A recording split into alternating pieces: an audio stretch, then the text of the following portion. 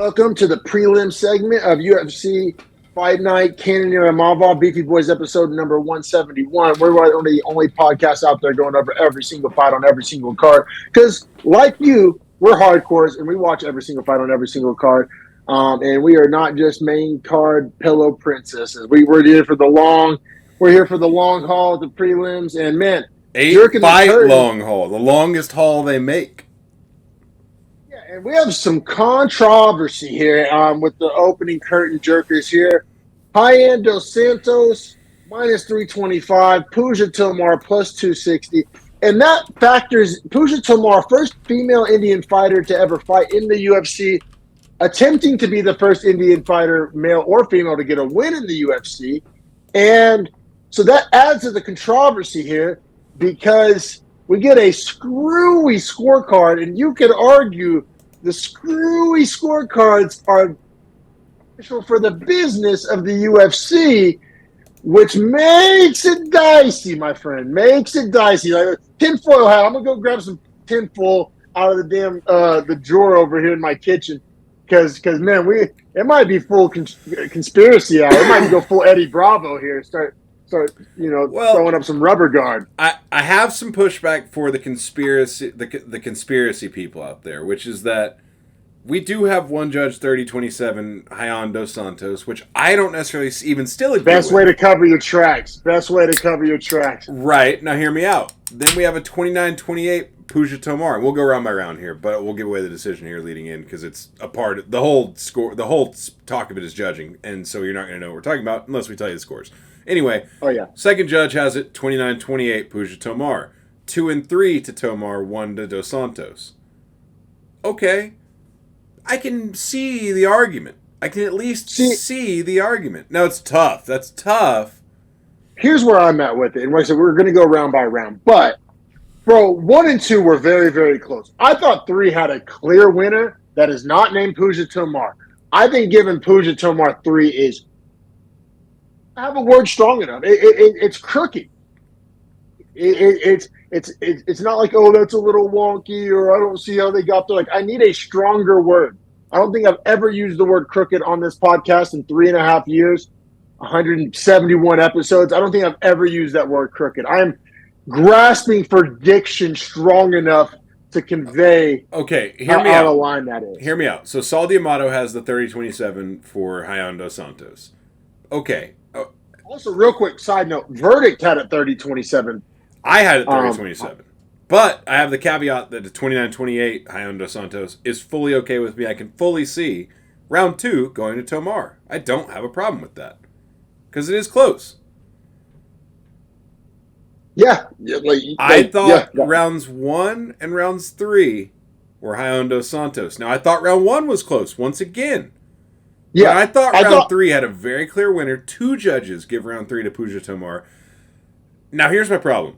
Is that if you scored 1 to Dos Santos, you're not scoring 3 to Tomar. Exactly. That's where my logic train breaks, is that I scored 1 to Dos Santos. Sal D'Amato and Derek clearly scored 1 to Dos Santos. Matt Jones scored 1 to Tomar. All right. I don't hate that much. Like, that's conceivable. It's not the craziest, right. I still like Dos Santos, but it's not the craziest. Round 2 to Tomar. Once again, I thought that was probably her best round of the fight. Yeah, I mean, the body kicks, and I know you can't score defense, but, like, her defense wasn't allowing Dos Santos to, like, land cleanly. Like, I don't think Dos Santos really had it. From rounds 1 to 2, the strikes weren't as clean. That was the big difference for Dos Santos. Like Dos Santos got more damage off in 1. Yes. Yes. Now, in my scorecard, I have Dos Santos barely edging out damage in round 2, but I have it as being incredibly close. So I'm okay with Tomar getting that round if you're valuing body kicks more than I was. Now that what I like from Dos Santos in 2, which affected the optics of really this whole fight, was Dos Santos was moving forward basically all 15 minutes of this fight. The whole fight. So the question then becomes, like, what is she doing with it and who's landing cleaner? But, like, the optics of high-end Dos Santos moving forward for all 15 minutes, that alone is going to make it hard for Tomar to win a decision, in my book. Not impossible. Very, very long route to get there.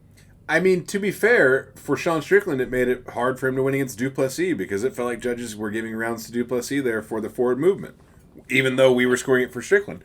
In this case, Tomar wasn't fighting off her back foot as well as Strickland and wasn't moving forward. So I don't, like, it's not even the same conditions, right? Now, the one judge I haven't talked about, Matt Jones, who's a Kentucky judge, scored all 3 rounds to Tomar. Off that bourbon, baby. Off that bourbon. Off that brown sauce. It's a fucking travesty to score all 3 rounds for Tomar, in my opinion. However, let me say with the caveat that had he scored round 3 to Dos Santos and 1 and 2 to Tomar, wouldn't have had as much of a problem with it.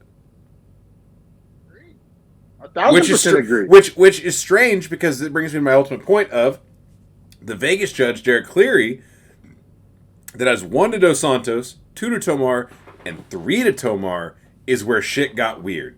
Because 1 to Santos, 2 to Tomar, I still don't have a problem. But if you gave 1 to Santos, you're giving her 3. That's not a question.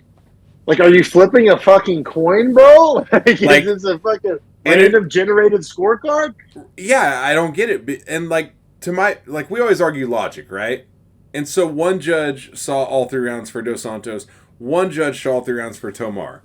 Where the one judge that gave all 3 rounds to Tomar is illogical in our presentation is that we didn't think she won round 3. But at least he gave her 1 and 2, which were questionable rounds for her. So at least he has the case of saying, like, I like the kicks and whatever. At least there's something consistent about how he's scoring it. To score 1 to Dos Santos, 2 to Tomar, and 3 to Tomar is very inconsistent with how those rounds would actually have been fought out. Exactly, because 3 was basically a better version of 1 for Dos Santos. Let's get into 3 a little bit, because we talked about that we like 3 for Dos Santos, but we haven't really said why. Well, what's the number 1 scoring criteria in MMA, Harrison? Damage. Oh, you don't say. I thought Rayan Dos Santos clearly won the damage battle in 3. She had more punches to the head, and once again, like every other round, she was marching forward the whole round. Well, she did get sat down with the body kick in round 3. Like, the optics of the first 2 minutes were definitely in Tomar's favor. However, from the point that Tomar quit throwing the body kick, which was maybe halfway through the third, she was getting walked down by Dos Santos, and Dos Santos was pouring on pressure in the end. Like, she was fighting like she had thought she lost number 2. I appreciate the way Dos Santos fought. Yeah, and this is where you got to not be a casual here. Because any fan or striking fan kind of worth their salt knows what's the least damaging kick to the body out of all the kicks to the body? Teep kick or side kick. Take your kick, pick. right? Like take your pick. Michelle Watterson. They're the same kick, just one is foot sideways, one is foot forward. I would argue foot forward's a little more dangerous because the heel impacts more. Agreed. And it seems to kind of like dig to that. So I'd argue, yeah. So to your point, side kick probably least dangerous because your foot is least a flat dangerous. blade on the outer edge. It's used mainly to get people off of you. It's a distance management kick. Yes, it is. It's a jab. It's the jab of kicks. Like, even the people that use it a lot won't tell you, like, oh, I'm trying to finish a fight with this. You know what I mean? It's used to maintain distance. I would even argue that, like, a hard low kick is like a stiff jab that you, like, sit down on, whereas, like, a push kick or a side kick is more like a jab that you're range finding with. Give me a calf kick over a side kick to the body. That's what I'm saying. Like, a calf kick is like a jab you sit on. Like, what is the jab of a kick, right? It's either got to be calf kick or side kick, but jabs can be lethal or non-lethal. I guess what I'm saying. Yeah, ask Dominic Reyes about that. But yeah, exactly. But man, so to your point, yeah, the knockdown. The knockdown from the side kick, it wasn't like it was a liver kick. Like, you got to not be a casual here. This wasn't Carlos Prates needed a body that we saw, we'll see later in the prelims. Side kick, it's almost like a push, knock off balance. If anything, this was a push kick because she landed it so close inside that, like, the leg was never extended, so it was literally her just pushing her out with her leg.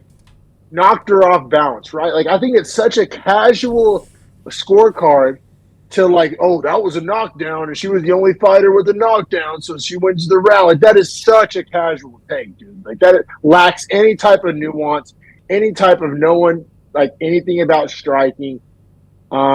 I mean, we got to keep it pushing because there's 97 other prelims to get to. Agreed. But yeah, I think we made a really good case in point here about how this scorecard was number one bullshit. And it will be a continuous theme throughout the card. That is why we started here at the base of the prelims rather than the top end, because we had to pretty much put the judges on blast because it's going to keep showing up throughout the rest of this card.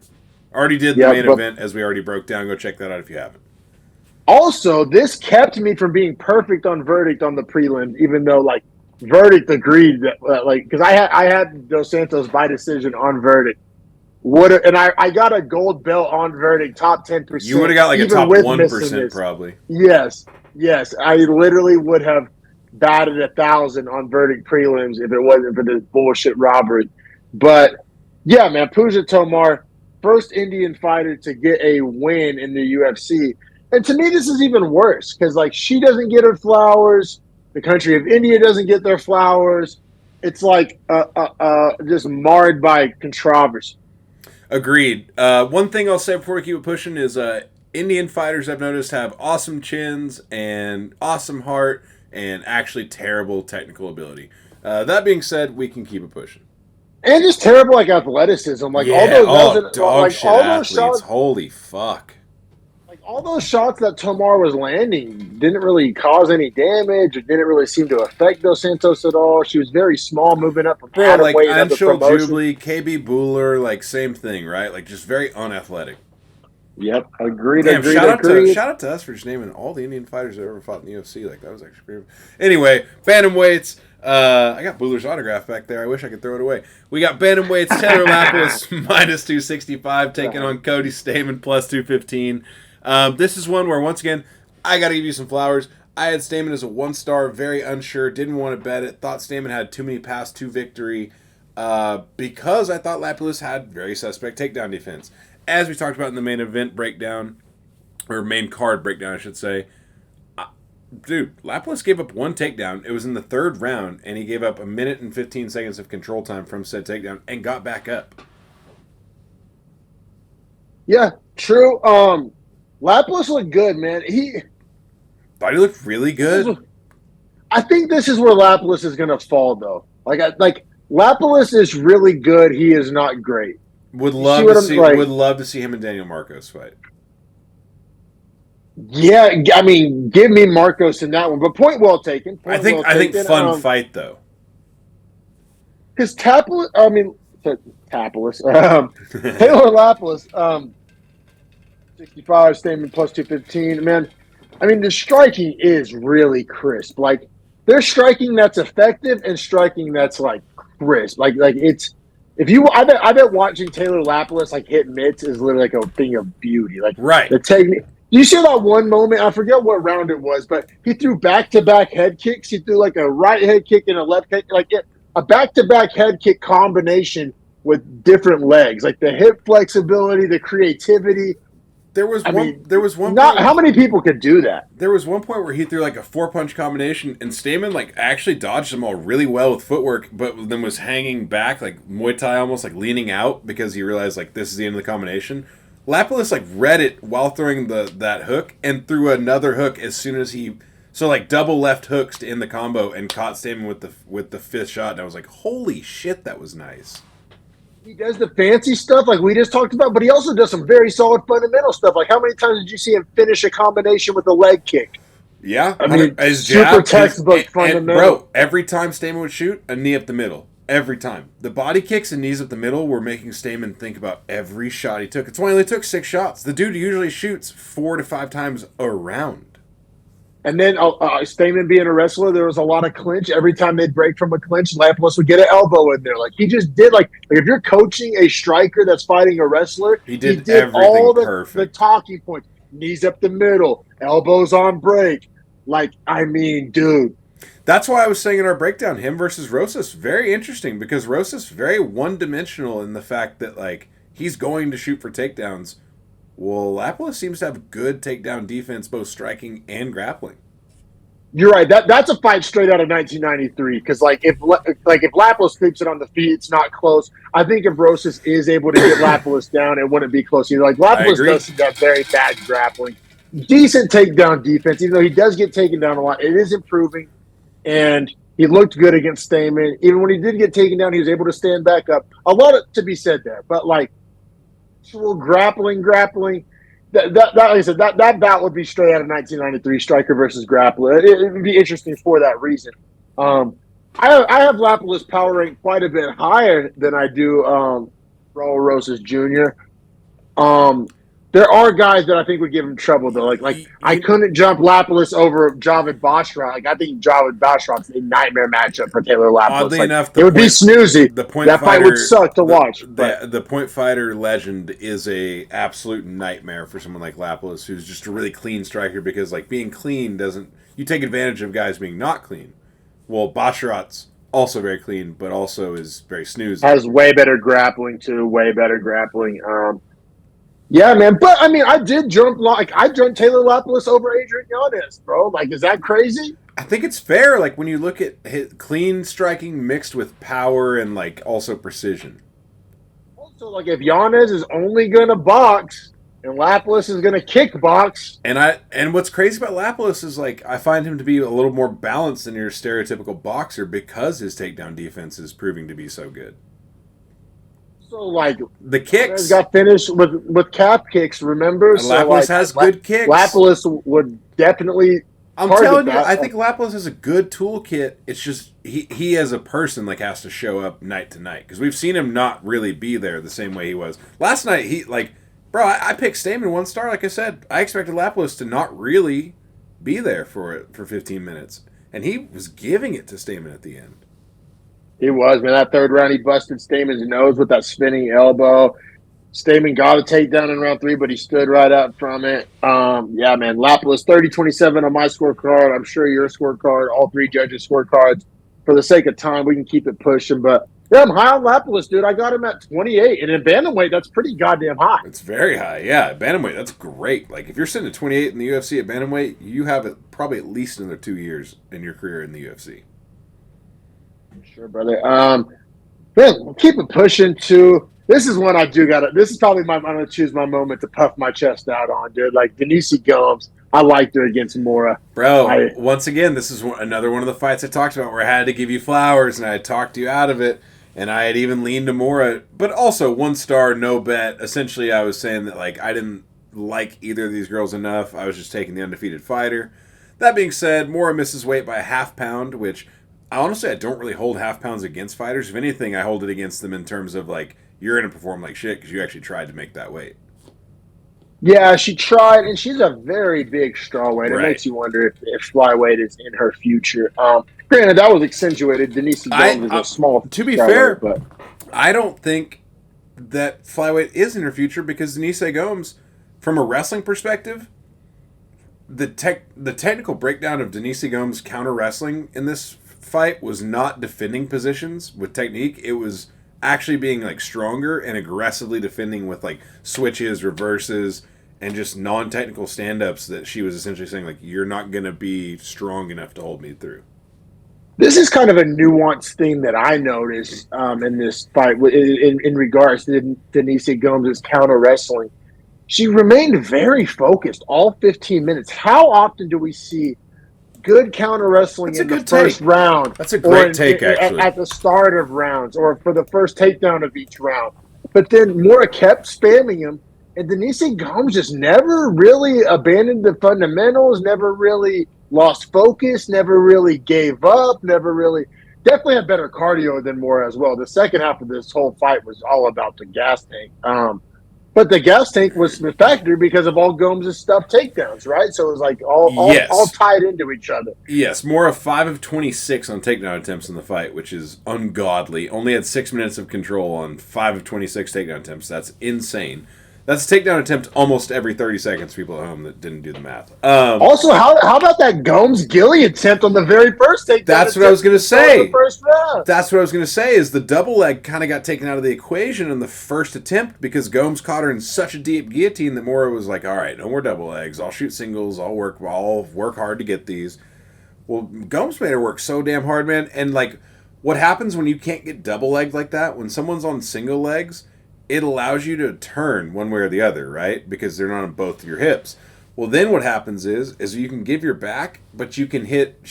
didn't he say Gomes at least 3 times in this fight hit a switch, which is essentially if someone came up behind you, I would tell you reach back like you're reaching for your wallet, right? Like, but try to find their leg. So you're trying to find your hand on their leg, and as soon as you find it, grab on, lean up, lean back, arch, and pull your body weight with your hand toward their leg. What ends up happening is you end up in a 50-50 stalemate where you're side by side. I'm in on your leg with my head on the outside of your body. You're in on my leg with the head on the outside of my body. And now we're just who's stronger, essentially, at that point, right? There is a lot of technique to it, but in a real fight where there's a cage and a bunch of bullshit and no wrestling shoes and canvas, not a mat, like, that's essentially who's stronger. And I thought Gomes was stronger the entire fight. The entire fight. The time when Mora got her back and Gomes pulled her head and sucked her over the top of her and then spun her shoulders up and reversed the position, that's not technical. That's just being so much stronger. Gomes is a plus athlete, too. I think that's what we're learning here. We saw hyper plus athlete. Also, her wife, partner, girlfriend is Carol Hossa, who, like, that's a big girl. I was surprised by that matchup. And Gomes is definitely the dude. So, like, surprised by that. Shout out to all the 5'3" dudes out there. But yeah, this just felt like more like Gomes honestly bullied her way through positions and wrestled in like reverse. Like it was almost like counterattack wrestling, which you never see. I was really impressed. Gomes is good, dude. She's only 24 years old. I have a power rank at 16. Like in strawweight, that's pretty goddamn good. Wait, she's 24? Carol Host is robbing the cradle. That's 12 years.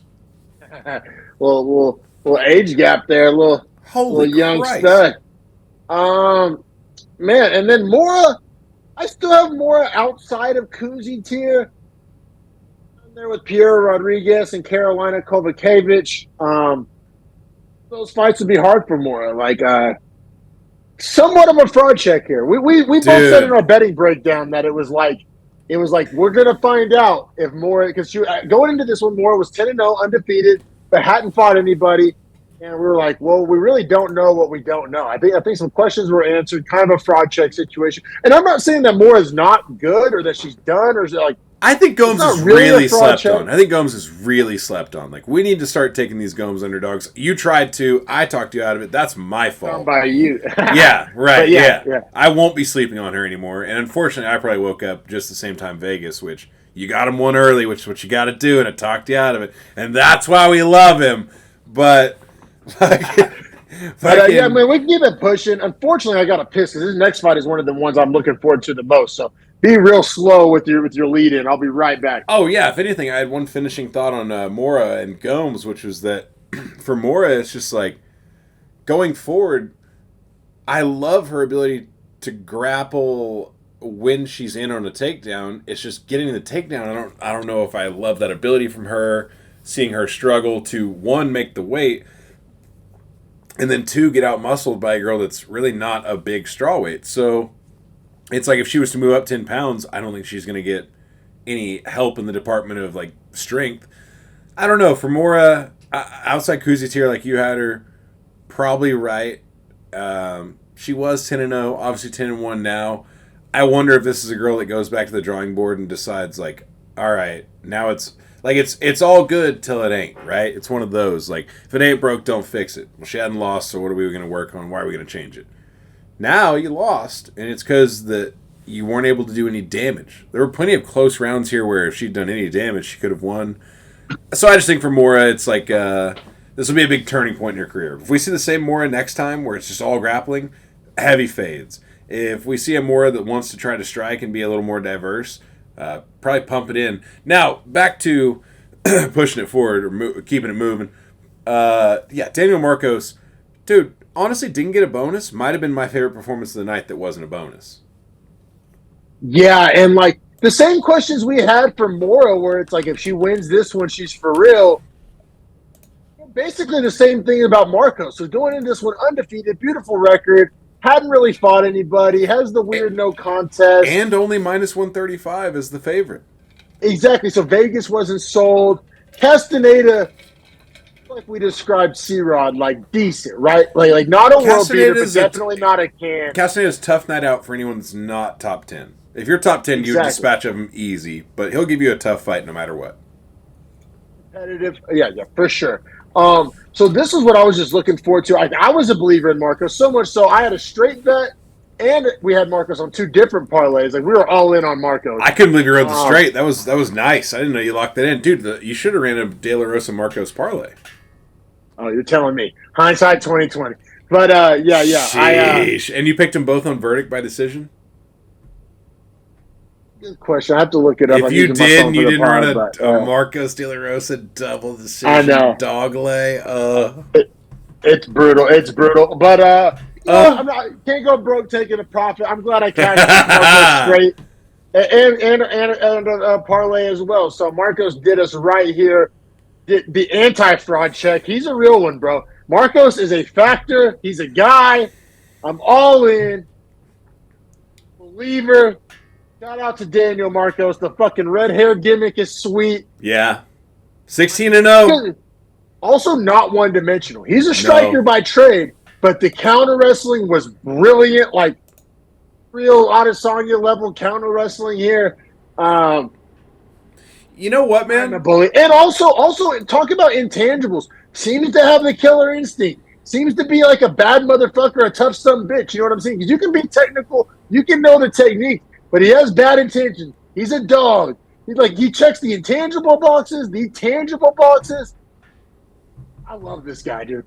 All over him. I do too. I think the win over Davey Grant has aged very well. That was in England as well, in a split decision, which you could argue would have been unanimous if it's not in England. So that's always remember that. You know what I'm saying? One of those like fights where we're going to look back, say split, oh, it was close. And then you think like, oh, it's in England. Like, maybe not as close. Anyway, the Arichi no contest, he's whooping the shit out of Arichi until he hits him in the nuts and Arichi says he can't continue. That was probably on pace for a finish, honestly. And then Castaneda, you could argue, was close to getting finished twice in this fight. Mergliotta did not. Well, then there was all the weird things about Castaneda trying to call his own foul. Yeah, he wasn't getting kicked low, and he kept trying to call fouls for body kicks that were clearly hurting him. It's like, if I'm Mergliotta, like, I might step in and tell him the fight's over. Like, you keep trying to tell me that you can't fight. Not too long ago, right? I forget the fight, but yeah, a guy kept trying to. He said he couldn't fight anymore. What fight was that? It was a main card fight. It was a pretty big one. I don't know, but I do recall exactly what you're talking about. He turned to Herb Dean, and Herb Dean was like, "All right, well, that's it. Like, if you're gonna ask me for a pause, like that's the pause is it's over." Leave a comment. If you hardcore, you're watching this prelims episode. You're a hardcore fan. Help us from our stoner brains. Leave a comment of what fight that was that Herb Dean stopped whenever the fighter kept kind of call his own foul. But I'll be real. On a night where the reffing and judging was badly talked about, let's give Mergliotta his flowers. He handled that really good. But yeah, I mean, it was bell-to-bell dominance. In round 1, Marcos got a knockdown. Takedown defense. The knees to the head were brutal. Got another knockdown in round 3. I didn't have any 10-8s. No judge had any 10-8s. It's kind of weird in a fight where you get 2 separate knockdowns to not have a 10-8. But I guess Castaneda was somewhat making the rest of the rounds competitive and was recovering well. But yeah, so that's the thing with Castaneda is like he just was like so fucking tough to his credit, man. Like he just every time I thought that it was like, man, this guy's pretty much done. Like he's not going to take any more of this. Like he just kind of reset and get back in there and keep taking an ass whooping. And I was impressed by that. Yep, definitely. Also, got that Marcos straight bet at -115, and he rose all the way to -135. So that's nice. Shout out to Caesars Eldorado for that value, and on the parlay too. Nice little juice. Having a -115 on a 3-leg parlay is very nice. But yeah, man. I mean, and then as far as where he fits in, like when I tell you I'm all the way in, bro, I got him at 17, man. I couldn't jump him over Ricky Simone. Ricky Simone just so proven. And yeah, Marcos has defended takedowns, but I feel like a Ricky Simone takedown's a little harder to defend than a John Castaneda takedown. Like that would be that next level. But I jumped Marcos over Basharat. I jumped him over Pedro Munoz. Man, age, and I just don't like Pedro Munoz. Sorry, call me a hater if you want. I jumped him over Montel Jackson because very similar resumes, but I thought that this Castaneda win is way better than any Montel Jackson win. So that's why I jumped him over there. I even jumped him over Chris Gutierrez because I'm sorry. We talked about Chris Gutierrez's like kind of mental weaknesses. Marco seems to be a mental, laser-focused assassin. Like I think he would break Gutierrez mentally. I'm not saying he's better physically or with the punches and kicks or looks prettier hitting the heavy bag. Mentally, though, when it came down to fucking put your dick on the table and see who's the badder man, give me Daniel Marcos. Sorry. I think it might be time for me to lock in the Marcos train ticket because I saw another MMA gambling account I follow that their bet of the night after it was all said and done they posted was Marcos by decision, in fact, which I was surprised by. But they loved it. They bet him straight and by decision. They were saying both are just phenomenal bets. Even guys like Peyton Talbot and Marcus McGee, I jumped him over them just because like level of competition and seemingly well-roundedness as well. Talbot and Marcos. I'm very high on Peyton Talbot. You know what it is about Peyton Talbot that I'm so high on specifically? The jump we saw from Performance 1 to Performance 2. We saw a huge jump. And he's young. Young. And I think Talbot, maybe, you could argue maybe higher ceiling, definitely less proven. Less tested, but potentially higher ceiling. I think both those are the case. I think that's fair. Like I said, the power rankings are a living, breathing thing. There's always But I love Marcos. Like if they fought, I'm not betting it. That fight's way too close to call. But to that point, let's talk our other favorite bantamweight prospect, Marcus McGee. I just think Marcos is more technical. Probably a better game plan, maybe a little more well-rounded, perhaps. I think out of those three, McGee would be my odd man out.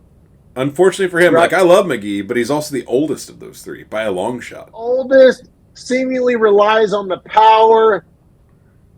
Know if that power is going to take out on Marcos, or Marcos would probably have a game plan, be ready for it, right? And I think Talbot's the most well-rounded, but I think Marcos has the best mentality. Yeah, that's what sets Marcos apart for me, bro. And maybe that's eye test or that's not scientific. Killer instinct is a real thing. Like, and he has that. But it's also not like reckless killer instinct. It's like focused. You know what?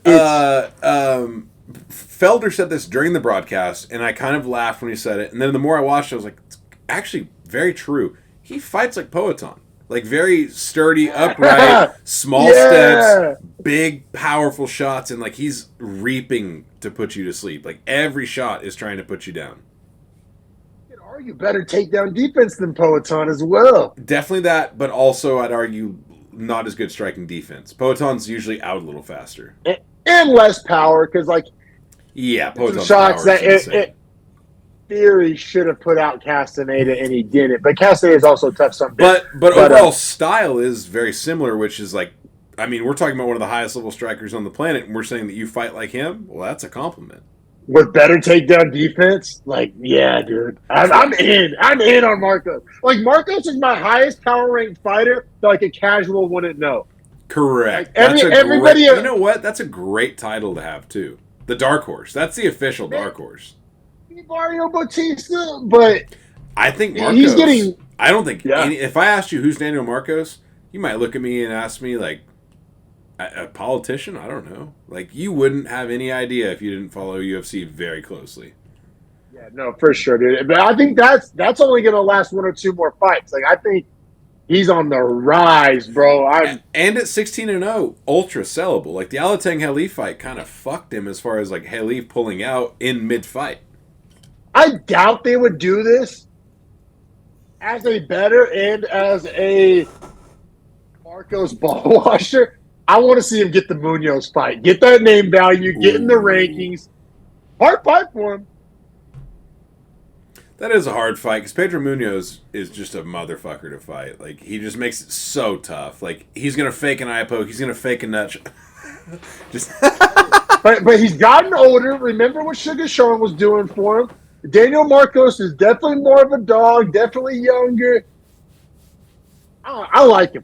I would take him. I think we'd get plus money on him, and I think it would be the name that makes Marcos like an actual contender. But like I said, I don't think I'll get that. But I would just as a Marcos fan, I would be so stoked if that fight got made.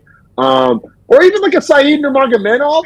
I think that would be like a good next level up. That'd be fun. That'd be a fun fight. Man, I say we keep it pushing because this fight, I honestly, out of all the splits... Sorry, let me wipe my mouth real quick. Sorry. Yeah, all right. Yeah, I got you. No problem. Out of all the splits on the card, this was the one where, I mean, obviously Tomar is egregious.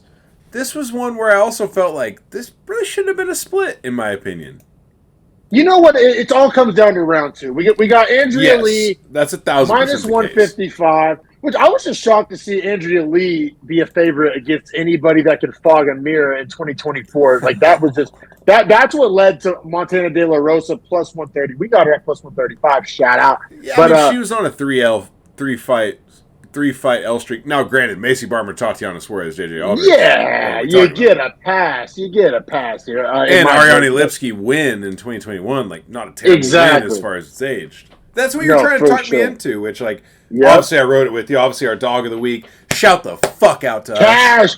First dog of the week since Charles Johnson like 4 weeks ago, which I'll be real, like 2 dogs every 5 weeks when you're picking somebody that Vegas is telling you is going to lose. It's not the worst. I had Almeida in there technically.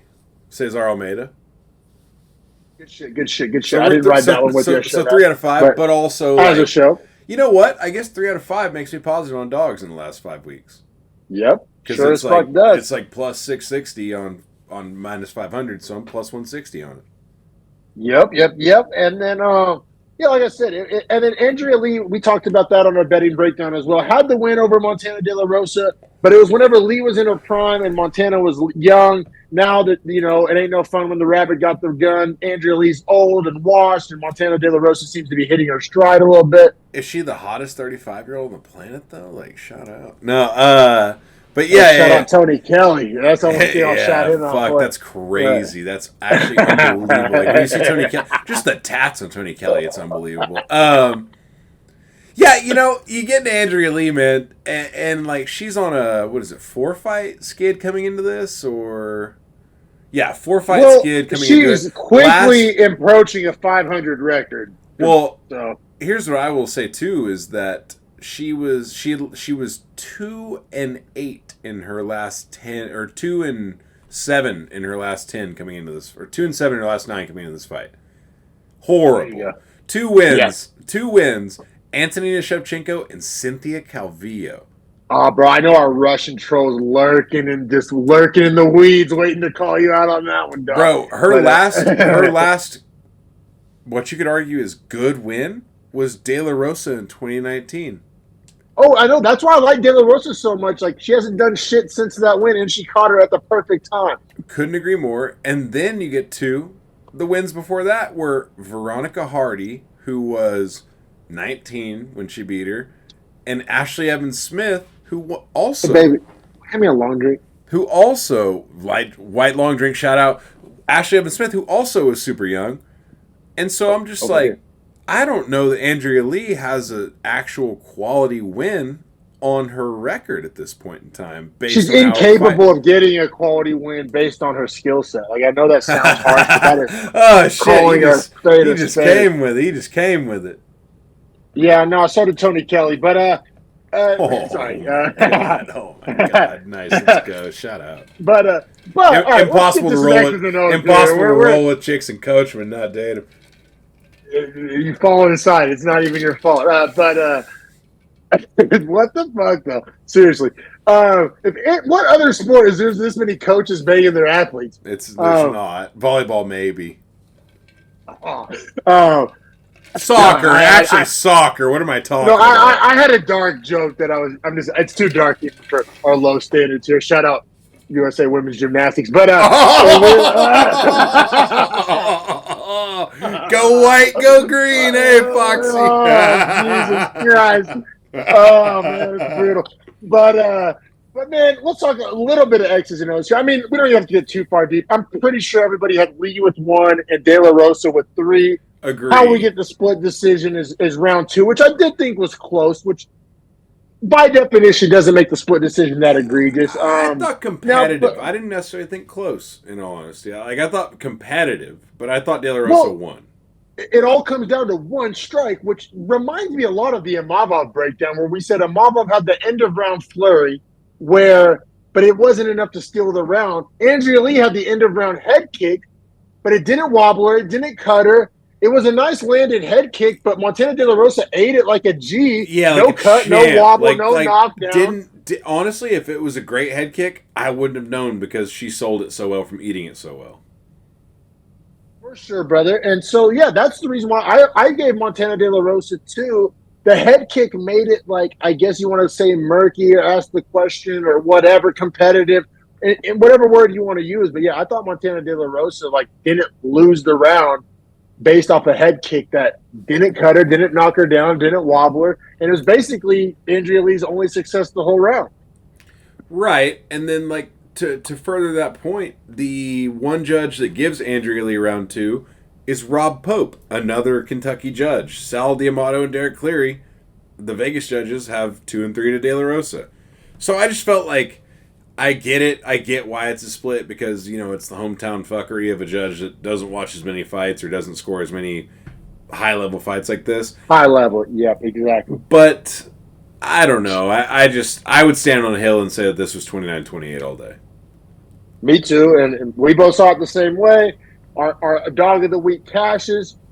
We both had a straight bet on it. I guess the reason I also say that about in comparison with the first fight of the night and bad judging is that first fight of the night was just clearly bad judging, but 1 and 2 were super close. So you could argue any girl can win that fight. I really felt like De La Rosa absolutely won this fight. It wasn't really in question when the decision was getting read. And then we start getting scores read by judges' names, and I'm like, what the fuck? This is a split. Like, that's my reaction here, is that I couldn't believe it was a split. Not that I couldn't with Puja Tomar. It was just that I understood that there were some rounds where it was like, okay, round 2, and also, like, I didn't give a shit about that first fight. This fight, I clearly, as De La Rosa as a dog, like, supporting my dog, I just really thought she won the fight. I don't know. Could have been some glasses, but I don't know. Andrea Lee literally is the second worst women's flyweight since Liang Na got cut. I did have her third worst, but Liang Na got cut, so makes her second worst, only above Juliana Miller. I even dropped her behind Gabriela Fernandez just because, and Haley Cowan. Like, at least they are still a little young. They still have a little bit of upside. Like, the ship hasn't completely sailed. Andrea Lee, Wash City. I mean, went to the laundromat last night and I saw less washed things than Andrea Lee. But yeah, I mean, it's bad. And then Montana De La Rosa, like, it's not like she's a world beater. Where do I have her? Her behind Veronica Hardy at 22. Okay, so listen. I think Veronica Hardy, good fight. I think JJ Aldrich, good fight, although they might have fought. She's fought a lot of girls whenever I look at her record. She has. Yeah. Oh, yeah, so she just lost Aldrich. That's correct. Yeah, so I think Hardy, to your point, would be a fantastic matchup, both coming off wins. Both had L's to this same girl in Andrea Lee at the same point in their career, a year apart. Yep. I really like the matchup there. And also, like, I think it's a rise in skill, which obviously De La Rosa was, Barber, Suarez, Aldrich was scaling down to the point of Andrea Lee. Obviously now has found, like, okay, I float here, let's go back up. So, I think Hardy's a great fight. Yeah, man, let's keep it pushing here. We got two-time tough champion, Brad Katana, minus 675, taking on Jesse. Drop 2 weight classes and are still a can. Butler, plus 490. The only question is... I didn't give any 10-8s. Fuck that moron. Fair. I gave round 2 a 10-8. Mainly because of the cut. It's like he had the damage with the duration and the dominance. Like, it's literally the criteria. Round 2, I think verdict literally, I know we throw out the whole verdict 8.9 thing. I think verdict literally had this as an 8.88. So, that's the perfect definition. A few more 8s than 9s, or enough 8s to pull the metric down. Yeah, like barely a 10-8. But like I said, I mean, You know There's what? one It's like I don't have a problem with it. I just hate Katona and his style so much that like I'm not ever gonna reward it. However, on like an objective scale, I can see the case for the 10-8. I can, as long as it's round Katona two. is, dude. Katona, like 85 overall in every category. Like he literally doesn't have a single category that's a 90. But he also doesn't have a single category that's that's in the 70s. Like he's so well rounded, like almost to a fault. Like he really is the Yes. jack of all trades, master of none. Like he's like very good, very competent, very decent at like all aspects of MMA. Doesn't really excel in any one area. What is it that Connor called him when it was the Chandler McGregor fucking season? What did he call him? I don't remember. Oh my god! It was like you call him like a boxy striker, or like a plotting boxer, or something like that. Like it was something that was very disrespectful. Like a backhanded compliment. Like, yeah, it was like he can strike, but also like look at him, like the dude's a box. He has no athleticism. Like, and that's honestly a fair breakdown. Like he's technically extremely sound, but he does not have the athletic ability or necessarily like the killer instinct to drive him to like the finish in any one facet of the fight. Well, going back to our epic debate from the main card episode, he's like the antithesis of Bruno Ferreira, right? Like Bruno Ferreira is like power, A+ explosiveness, but like like he's the anti Brad Katona. Brad Katona like is not a plus athlete, is super well rounded, doesn't really have any holes, but that also doesn't really have any strengths or elite levels of like specialty either. So I don't know how we haven't rode this way harder. Brad Katona in his career, first fight ever in his career, KO, right? From that point on, he has 4 finishes in 19 fights. Oh, I have the word over in all caps next to Katona's name in my power ranking. I'm glad you do, because I was going to say, in all of his UFC fights, he's gone to decision. Every single one. Yeah, no, this no, and I considered it, but just the number, we would have gotten like -300 on a method of victory. Like Listen, Brad Katona, it's worth it in the case that we're building any sort of method of victory parlay because it's almost a guarantee. Yes, yeah, no, it's for the sure. only way it's bettable. That's the only way it's bettable. Like that's a huge caveat. But if Brad Katona's going to win, which he's -700, so almost like, we get it. We know what that means. We might as well get half our money back on just going decision. And that's why I couldn't jump him up that high in my power rankings, bro. I got him at 44. It's like, now this will be the perfect kind of thought experiment. Then we can keep it pushing. Brad Katona versus Cody Garbrandt. Holy shit, I wrote that in my notes that Stamen, Katona, or Garbrandt can all fight in a 3-way, and I won't give a fuck, but it's a great fight either way. And this I actually like that you included Stamen. It kind of helps me illustrate my point too. Stamen hang his hat on the wrestling, right? Cody Garbrandt hang his hat on the striking offense, right? I won't say striking defense, but striking offense. But like Katona hang his hat on the in between.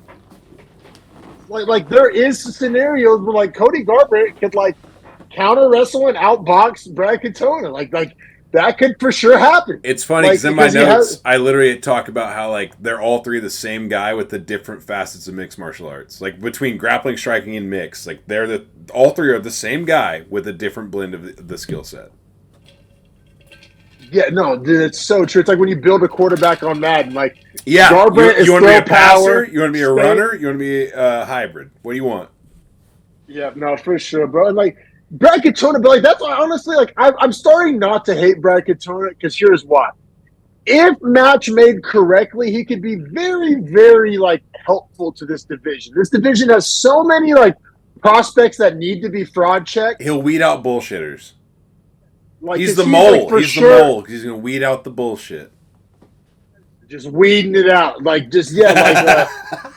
pulling out the weeds. No, like seriously, like I don't think Katona the Gardener. Should that be his nickname from now on? Gardener, and that matches his personality too. But like for example, I would love to see like a Gene, we talked about him earlier, Gene Matsumoto or Vinicius Oliveira, like these guys with high ceilings I but think haven't been Vinicius tested. Oliveira Katona is a very good fight. Like, Because very Vinicius, good. super explosive, very dangerous, but like so many question marks, very unproven. Like Tone is so perfect to have signed to test those guys of that tier. Or, like I said, a Raul Rosas Jr. Like, if I'm sorry, Raul, if you can't beat Brad Katona, you might not be that guy. But See, also, like, you know very hard what's night out you know for what's Raul strange Rosas. is I think Rosas edges that decision out, but it's like once again doesn't move the needle for me in Rosas's favor, if that makes sense. That's where I'll disagree. If Raul Rosas could beat Brad Katona, I would have to be like, take him seriously.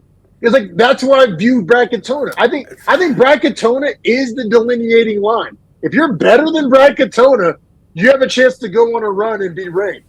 If you're not better than Brad Katona, you're relegated to Kuzi and Can tier. I don't think that's true at bantamweight. Beating Katona means you have the ability to make a run at ranking because the ranking is far from Katona.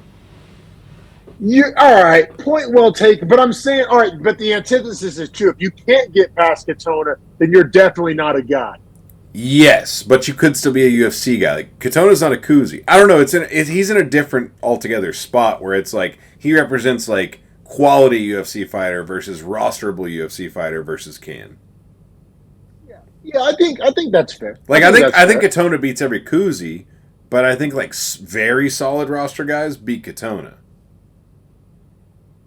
For sure. Yeah, yeah. No, I think that's fair. Which is a weird But spot to be. Like it's an undervalued spot to be because it's a which is like necessary spot. Katona's in a lose-lose if you matchmaking this way because he's either going to keep Yes, beating people that we want to see rise. or he's going to lose to guys that should beat him. Yep. Yep. I For couldn't sure, agree bro. more, but unfortunately, whenever you win your second season of Tough, that's what you are.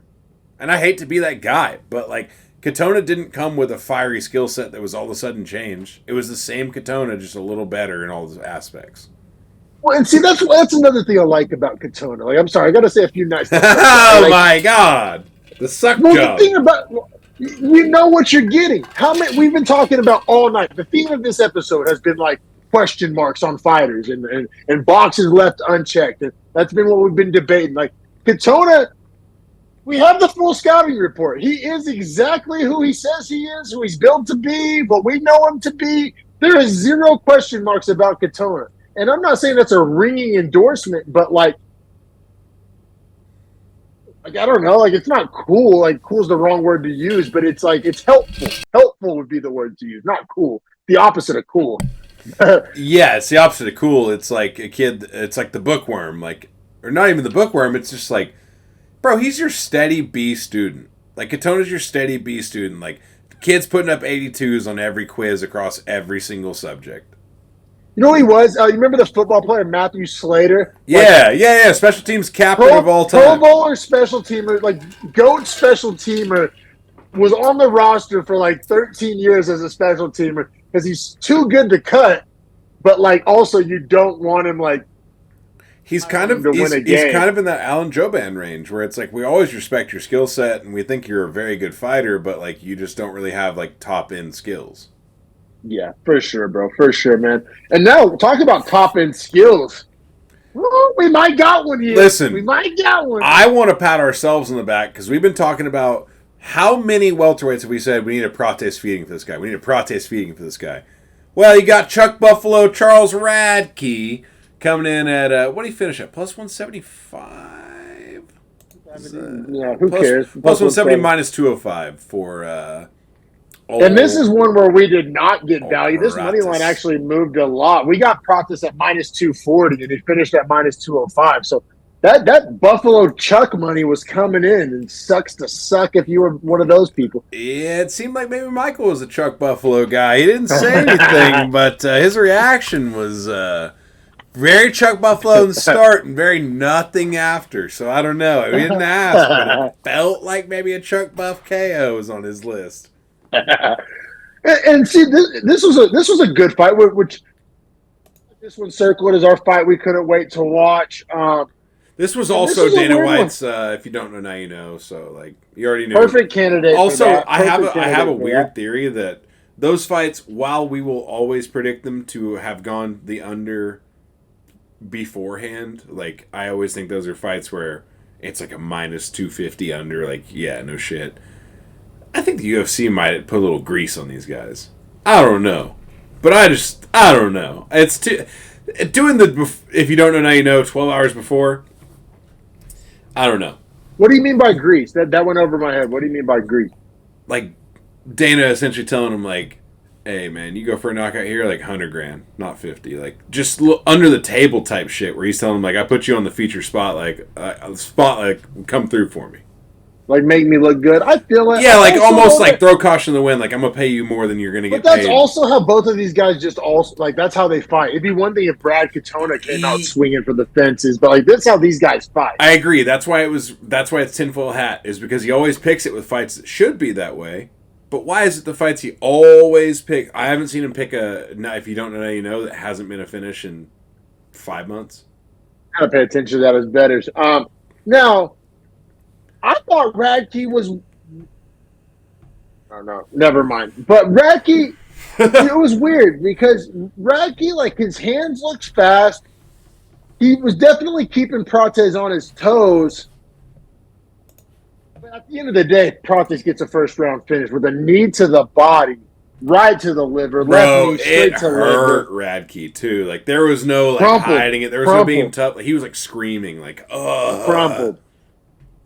Crumpled him. You know what's crazy is in my notes I have Prates barely ahead on my card whenever he landed that knee. Exactly. Like, Radke was, you know, he had the fast hands. He was keeping Prates on his toes. He was keeping Prates on his toes. That's what I expected Radke to look like for 4.5 to 5 minutes, though. Was very dangerous and in a very much a firefight for Prates.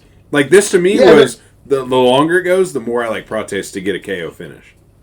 Yes, yeah, agreed for sure. And also, like, the more technical of a fight, like, if it was a brawl, it favors Buffalo Chuck. Exactly, and Prates is more of a sniper and less of a brawler. Agreed. Which is why I'm so high on Prates. I think that projects. I'm very high. To, like, you know what? Run as a brawler. I gotta know. I've hardly ever seen it. In welterweight, where did you move Prates to? Because we've talked about him needing the feeding. We've talked about his name is he's like a boogeyman. Like we always talk about for welterweights. When you think you're big, we'll feed you to Prates. So, where you got him? I got him, and maybe this is low. I'd be open to having a conversation here. So I got him behind Gabriel Bonfim. Him ahead of D-Rod and Chaos. I think he needs a little more respect. What number is that for you in your rankings? So I have him at 28.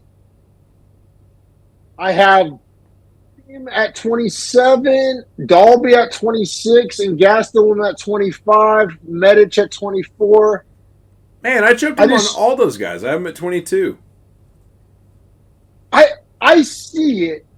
I think he's technical enough to bait every single guy you just named into an engagement where he wins out with a nuclear strike. I don't think we've seen Prates as grappling tested, and that nervous with jumping him over Bonfim. I think that's like an area where Bonfim could maybe exploit it, maybe not, but it's like a question mark. I don't think it's a X or a check. I think it's a question mark. Bonfim is so like prideful in his first round fighting style. He always tries to, like, nut check people. Also here, like, I have Radke ranked very low, so I didn't want to, like, he knocks out above a can, and I go nuts. You know what I'm saying? I didn't want to value this Radke win. Like I have Radke 46, 47. So, like, knocking out 47, and he was having success, like, how high does that get you? I know that's not necessarily apples to apples. And I think Bonfim has better wins. You know what's so weird about it? And I'll give you this comparison, and I'd like to know your take on it, is that the same thing is true for Rosas Jr. as is for Prates here. They both win. I feel like they were both potentially losing the fight up to the point in which they won. what I'm saying. Like, it's not like, yeah, he gets the highlight finish, gets the bonus winning finish, and he was ripping cigs afterwards. I don't know if you saw that video. Absolute dog. What? Yeah, there's a video of Prates. How they got the footage. He was outside smoking a cig, and they came up to like film him, telling him he got the bonus, and he was ripping a dot. Yeah. So Prate's just a straight favela I goon. fucking love Carlos Prates. Yeah. Oh my Yeah. god. But here's my point with that was that when you look at Rosas Jr., we had all this hype behind him, and Tercios, you can argue is a tough out. You can argue maybe isn't a tough out. You know, like I think both sides are fair to make there. Like both sides of the argument. It's koozie tier for sure. But with Tercios, it's not like we expect a super fire 5 minutes out of him. With Charles Radke, I expect the first 5 minutes to be the hardest fight of your life. Yeah, but see, everything comes back. I'm a bitter ex-wife. I won't drop it. Everything comes back to like the Ferreira Curtis argument thing. Like, but I'm honestly switching my tune here. Like, fucking like Prates being more technical. A guy like Ratke kind of played into that. You know what I'm saying? Like, yeah, I fully agree with you. Yeah, of course Yeah. I agree with you. Yeah, but whenever I want to use it to make my argument sound good, I'll fight. You know what I mean? I'm a motherfucker. Listen, I appreciate it, but yeah, that's what I'm saying is like you have to understand fight styles because styles make fights, obviously, right? And it's like Radke, you know, is going to throw piss missiles for at least 5 minutes if he can. Talk about styles makes fights. That's why I struggled to jump him over Dalby. Like Dalby's going to fight a smart fight. That fight's probably going to go to decision. Listen, like we don't know what that version of Prates looks like. I worried about that, right? But I do think Prates, he isn't wild. Like I think he's controlled enough where like I don't know that Dalby is going to be able to hold him on the fence the whole time. But also, like I said, this list is a living, breathing thing. Like one more win and he jumps all these guys. You know what I'm saying? Like it's a small sample size. We have like the Dana White Contender Series and then a couple canned starchings. See, I just don't want to get over my skis. I think it's going to happen. I just don't want to do it yet, if that makes sense. Yeah, I'm with you on that. And also, like, I don't know that his strike accuracy is my favorite. Also, like, Prates Rodriguez is like a very close, good fight. Like, we can't just have him tiers above D-Rod. I don't think. I think he probably wins it. I think he starches D-Rod mid-second round. Yeah, I mean, that would be sick if he did. And I would say in hindsight, if that was my prediction, in hindsight from that, like, if that were to happen, then I would have to have much higher than D-Rod. Medic is just like a little more battle tested. Like maybe not the high end athleticism. I think Medic eats a nuke in the third.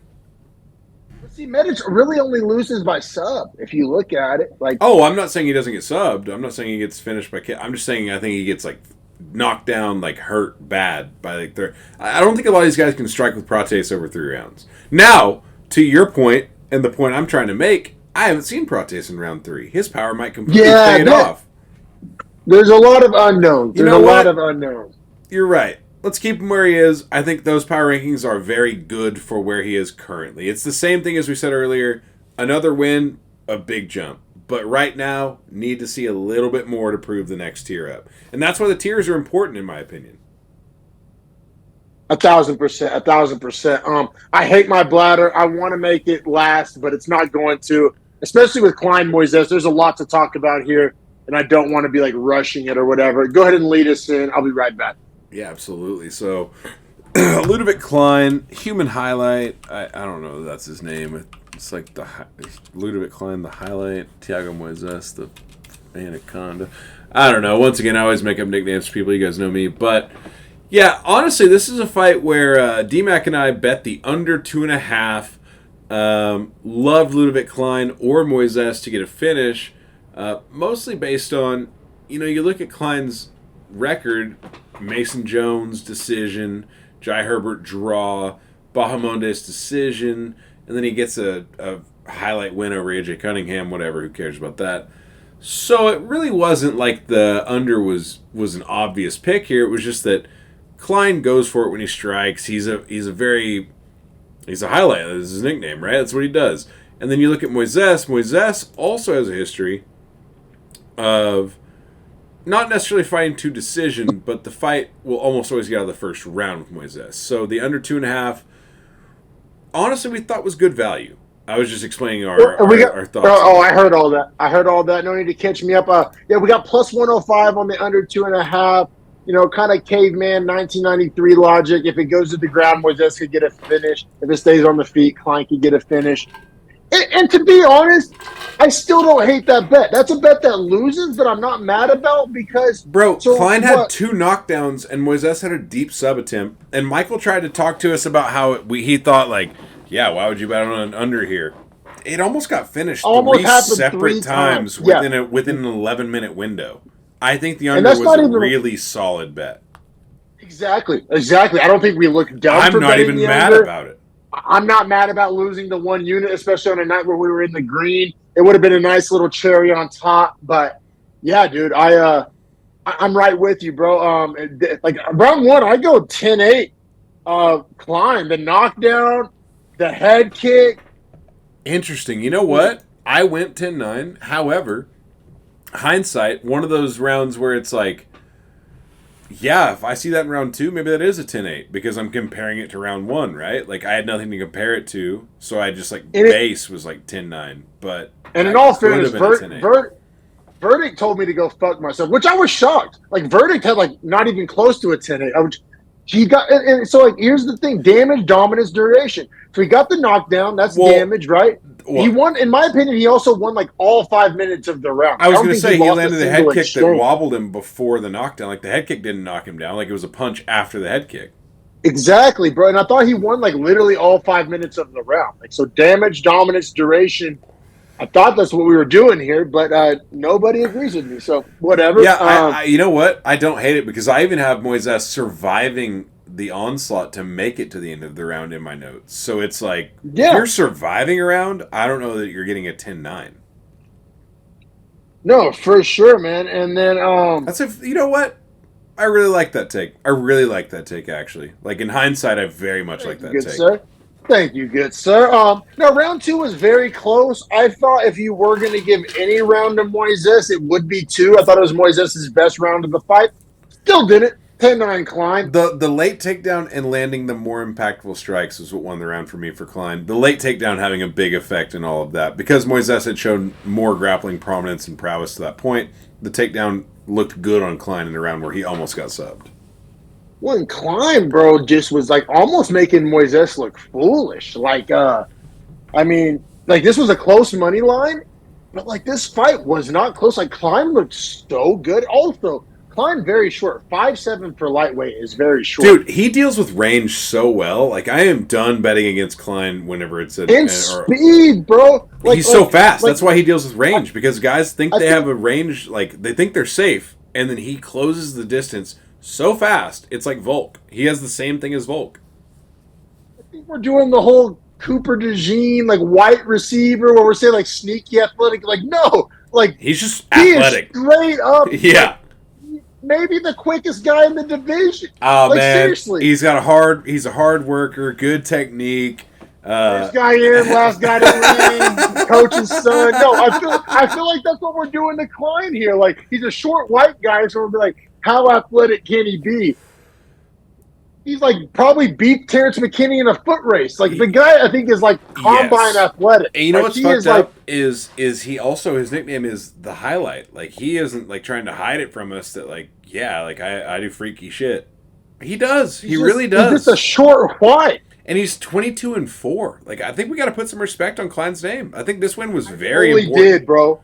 I fully did, man. I fully did. I mean, Moises went to 4 rounds with Islam.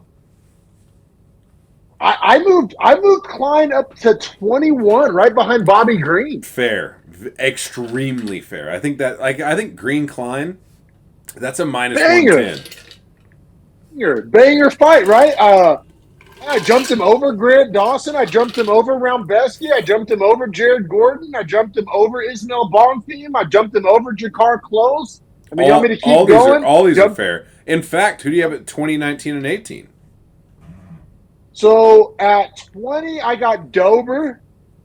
So Klein could beat Dober's younger. Very fun fight. Very fun fight. Yeah. And then, Diego Ferreira coming off the very good performance against Roundbesky. Still you a got fun Joel fight, Alvarez, who never, ever fights. Jalen Turner would be a bizarre matchup just because of the height and reach and all that. But do I think Klein is more of a dog than Turner? 1,000%. You know what? And then you get to Klein's probably like a tier 3 lightweight, which is very impressive. He really is, bro. He really fucking is, man. I'm high on Klein. And I can see him still climbing. I mean, he could jump Green. He could jump Dober. He could jump Ferreira. He could jump Joel Alvarez. Like, he may be top 16, top 17 in the world. Like, he really might. That's what I'm saying. Like, I think 16 or 17 is, like, a high point for him right now. And who does the UFC have at 15? Bobby Green. Which, to our point, like... So we're saying that Ludovit Klein could have a UFC ranking by his name if the matchups were right. In the next 12 months. I think that's one fair. One more win? That's fair. One more win? Yeah. I think one more win gets him the ranked opponent.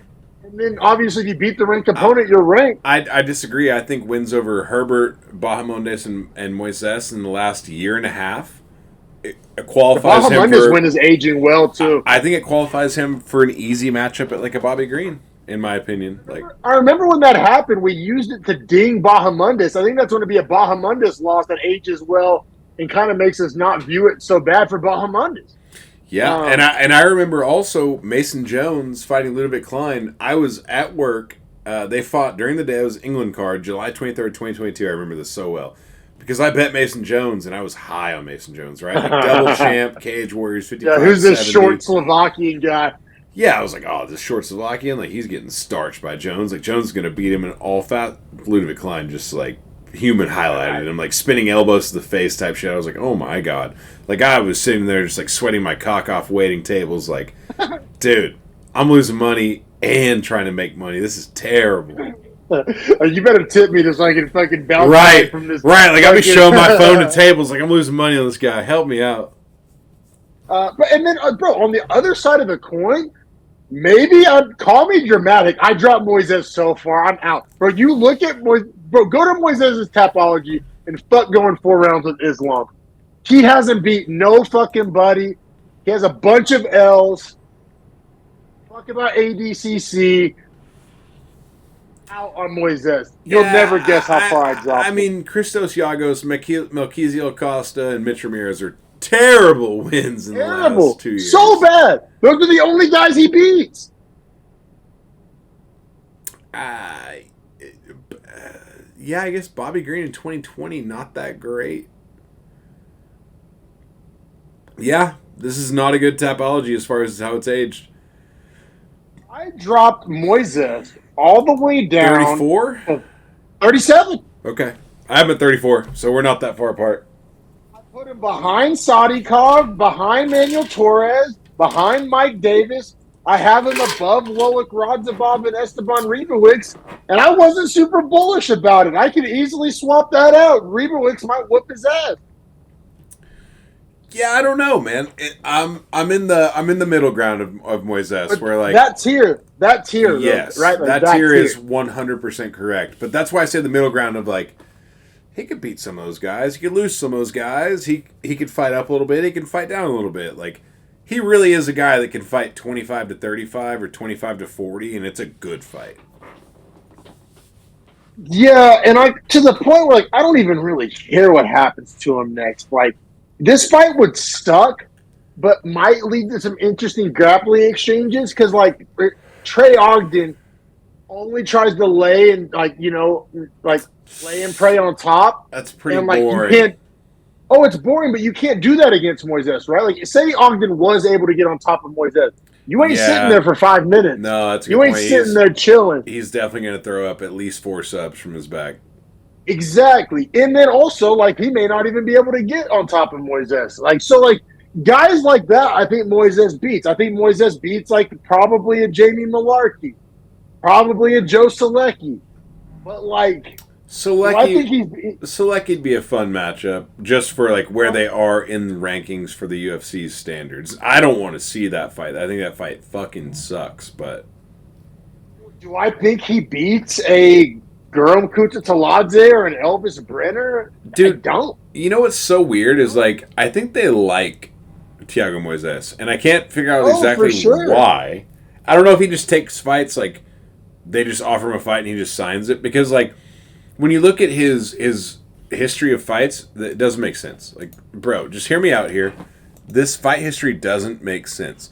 So in 2018, your first fight in the UFC, you lose to Dariush by decision. All right, not the worst loss. Then you beat Kurt Hollabaugh. Okay, like solid win. Then you lose to Ismagulov. Can win. But in 2019. Like, Yeah, you're right. You're right. Hollabaugh's 31, so he's all right. At the time. Then the Ismagulov loss, 2019 again. Once again, at the Not time, bad. not the worst. Then you beat Yep. Michael Johnson, 2020, sub, good win. Then you beat Bobby Green, 2020, good win. Then you beat Alexander Hernandez. Okay, I'm not going to say it's a great win, but you should have won it, and you did. So good. Then you take a short notice fight against Islam, get subbed in the 4th round. Okay, you still made the over 3.5, which was like the big bet. Like he made the over. KO'd by Joel Alvarez 2021. Not the best, but Alvarez still top 20 now, so it's not the worst that it's age. No, not the worst. Then he gets fights against Yagos, Melquiziel Costa, both submission wins. Obviously, both of those should be. Then he takes the fight against Saint Denis, which was out of nowhere, gets finished. Then he gets like a reward for taking the Saint Denis fight, and Mitch Ramirez clearly finishes him, but 3rd round finish. And then he fights Klein, which like seems more like where he should be. I don't know. I'm just saying the UFC kind of is happy to put him wherever. He feels like puzzle piece matchup for them. I got an explanation here. I think after the Johnson Green Hernandez 3-fight streak, they were like, okay, we might have something here. You give him Islam, makes it to the 4th round. They're like, we still might have something here. Lose to Joe Alvarez. We're like, oh shit, we need to bump him down a little bit.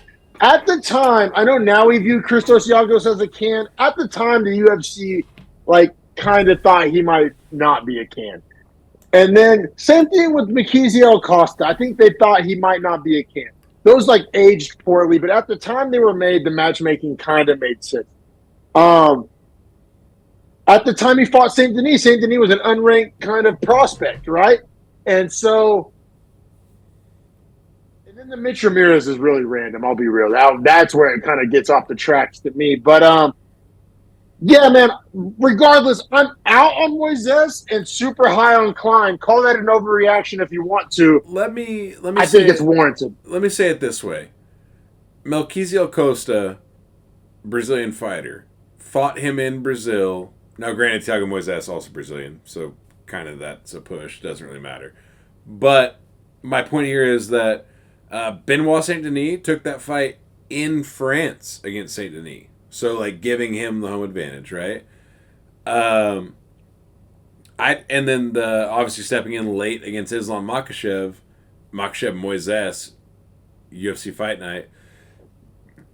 I just think that like he steps in like regardless of what is being asked of him, so the UFC almost has like a business respect for him of like, man, you do us favors. Like that's Chael's definition of a tough guy. Chael always makes this comparison. Like Tom Brady never asked like who he was playing on Sunday to determine if he was going to show up or not. He was going to play whoever the fuck got off the bus on that particular Sunday. And that seems to be Thiago Moises. That is Moises' approach, is like, just put him in the octagon, like, I'll fight him. Now, to his own detriment, that is a problem. See, it's a problem, but it's also the only reason why he's relevant, right? It got him the main event against Makhachev. Fully agree. The Bobby Green fight, like it's the why he's Benoit fighting. Saint Denis fight. It's why he's even fighting Ludovit Klein at this point, because like without that singular fight, he's much lower in our opinions. Hell, it was the reason I even said off the bat that he even deserved this fight was Taz fought Makhachev to 4 rounds. Like, I already am giving him mental credit for even that fight.